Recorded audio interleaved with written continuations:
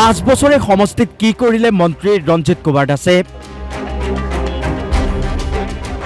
পাটাচাকুচি সমষ্টিত 5 বছৰৰ উন্নয়নৰ প্ৰকৃত ছবি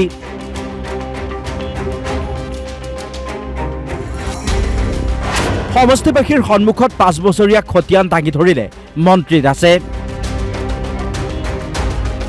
এই 5টা বছৰে আমাৰ পাটাচাকুচি সমষ্টিৰ বিধায়কৰ দায়িত্ব লোৱাৰ পিছতে দ্বিতীয়বাৰৰ বাবে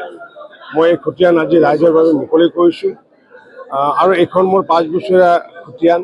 মই ভাবোঁ যে এইটো মোৰ দায়িত্ব আৰু কৰ্তব্য বুলি মই ভাবোঁ কাৰণ বিধায়কজনে কি কাম কৰিছে কি কাম কৰা নাই এই বিষয়টো আচলতে ৰাইজক জনাব লাগে অৱগত কৰিব লাগে আৰু যিখিনি কৰিব পৰা নাই সেইখিনি কথাও ইতিমধ্যে ৰাইজক মই জনাইছোঁ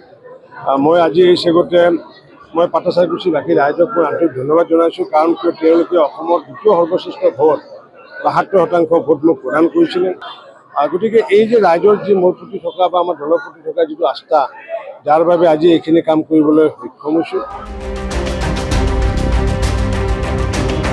2021 চনৰ পৰা 2026 লৈকে 42 নং পাটাচাকুচি সমষ্টিত কি উন্নয়ন কৰিলে বিধায়ক ৰঞ্জিত কুমাৰ দাসে 5 বছৰীয়া খতিয়ান দাঙি সমষ্টিটোত 26ৰ ৰণসিঙা বজালে মন্ত্ৰীজনে যি সময়ত নৱগঠিত বজালী সমষ্টিত 26ত অগপনে বিজেপিয়ে নিৰ্বাচন খেলিব বুলি এক প্ৰশ্ন উত্থাপন হৈছে সেই সময়তে ৰাজহুৱা সভাত অগপ বিজেপিৰ মৃত্যতাও সুন্দৰ বুলি মন্তব্য মন্ত্ৰী ৰঞ্জিত কুমাৰ দাসৰ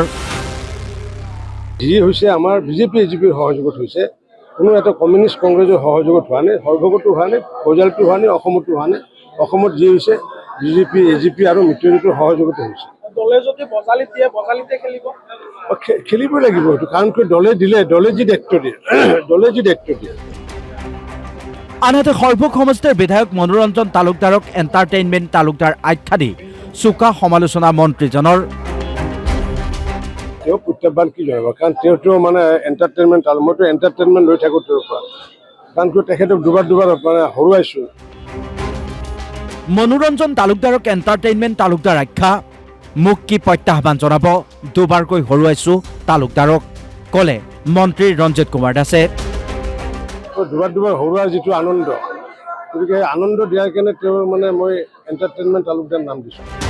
বজালীৰ পৰা প্ৰণৱ কুমাৰ গোস্বামীৰ ৰিপৰ্ট DY365